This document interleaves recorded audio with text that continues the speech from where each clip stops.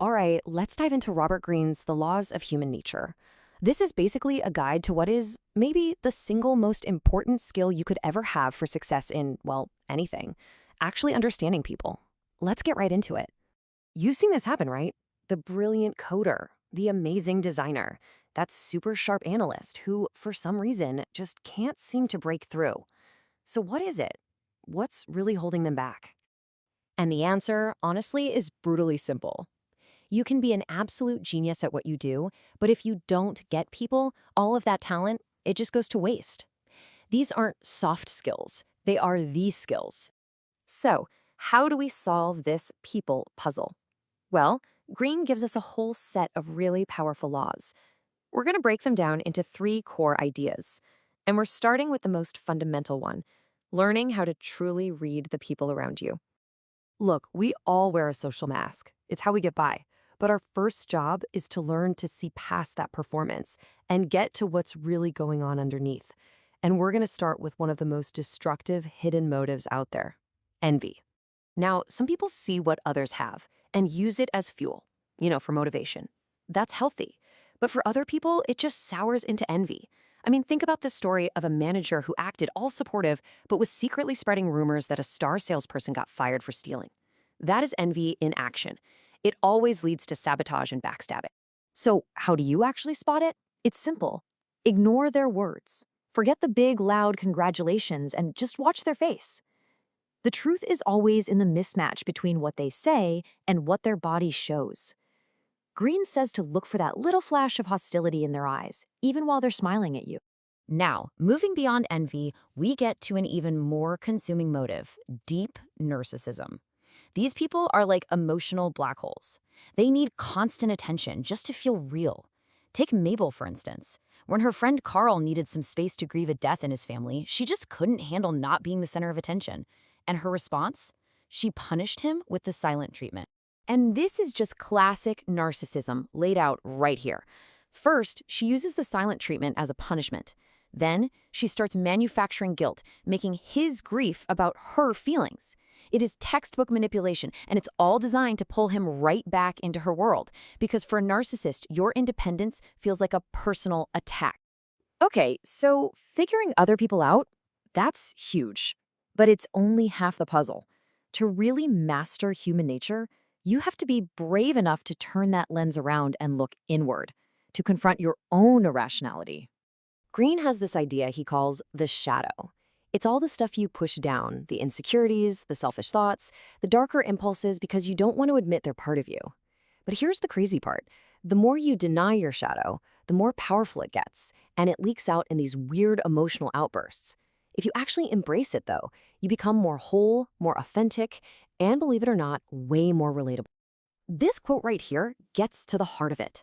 We all love to think we're these super rational beings, right? But we're not. Our emotions are basically running a really simple program all the time. Avoid pain, find pleasure.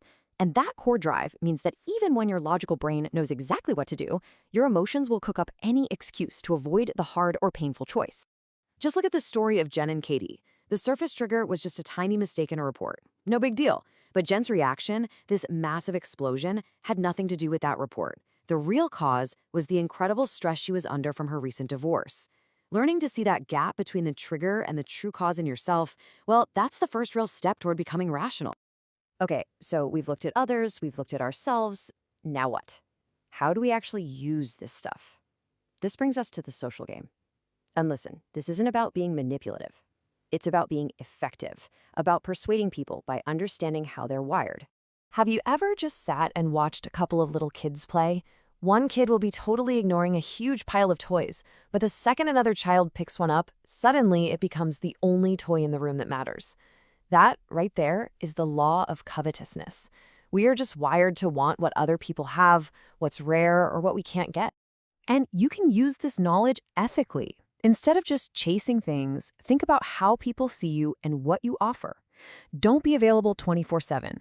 Create the impression that your skills, your time, your work, it's in high demand.